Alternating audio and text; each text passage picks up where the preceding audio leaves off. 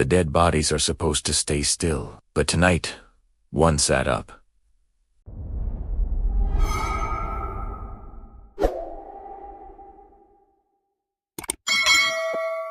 The first thing that hit him was the smell. It always was. The sterile tang of disinfectant couldn't quite hide the sweet, almost metallic stench of decay. Daniel had been warned about it during his training. How you never really get used to it, only learn to live with it. Tonight, though, was different.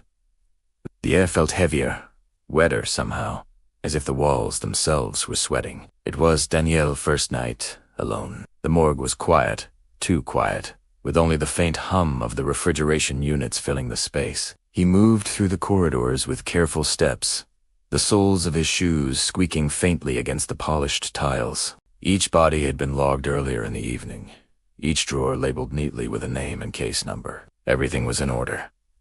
Or so he thought. Hours passed slowly, the kind of still, suffocating hours that make every sound seem amplified. The creak of the building settling, the groan of metal drawers cooling, even the faint hiss of the overhead lights.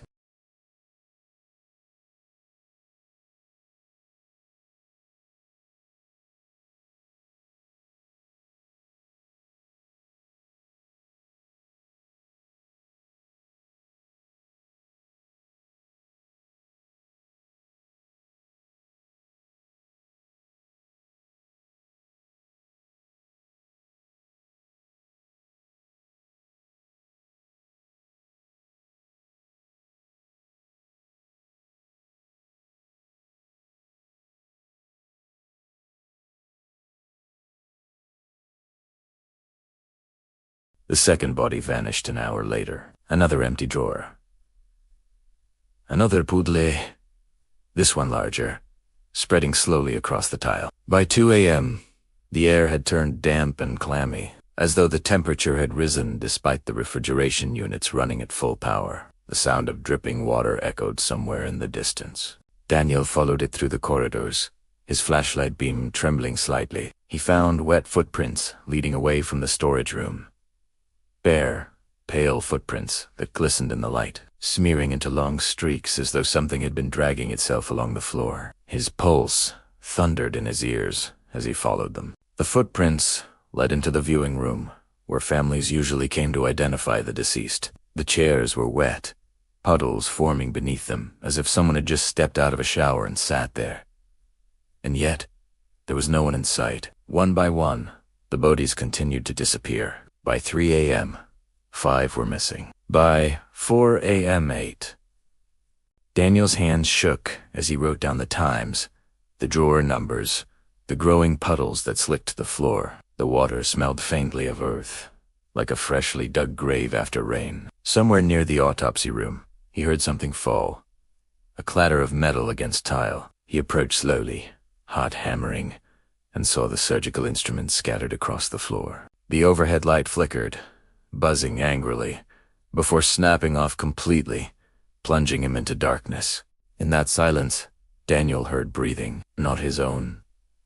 Heavier, wet, almost gurgling. He swung his flashlight around, the beam landing on the stainless steel tables. Something pale glistened there, but before he could make sense of it, the light bulb above him burst, showering him in sparks. He stumbled back, slipping on the wet floor. And when he looked up again, something was standing in the corner. It was one of them. One of the missing bodies. Its skin was bloated, waterlogged, hanging in pale folds, its head tilted unnaturally, like a puppet dangling on strings. Water dripped steadily from its open mouth, pooling at its feet. And then, without a sound, it turned and walked out of the room. Daniel couldn't move. His breath came in short gasps, fogging the air. The hours dragged on, each one worse than the last. The morgue was no longer empty. Every corridor seemed to whisper with movement. Wet footsteps, slow dragging sounds, faint splash. He caught glimpses of them at the far end of hallways, just vanishing around corners, leaving trails of water behind. By 5:30 a.m., every drawer was empty. The puddles had spread into rivulets, weaving through the building like veins. The walls dripped with condensation. It was as though the morgue itself was breathing, pulsing with some unseen rhythm. When the first light of dawn broke through the narrow windows, Daniel dared to step outside the storage room. That's when he saw them. Every single one of the missing bodies was standing upright in the center of the viewing hall. They formed a perfect circle, their pale heads bowed, their wet hands dangling at their sides. Water streamed off them, soaking the floor until it shimmered like a mirror. Daniel's feet felt rooted to the ground. Slowly, every head lifted in unison. Their empty eyes stared straight at him. The circle parted just enough to reveal a single empty spot. Just big enough for one more person. And then, as the sun rose higher, Daniel realized the water had reached his shoes. It was icy cold, and it was still rising. He took a step back, but the circle stepped forward. One, Pasi. Together. Another step.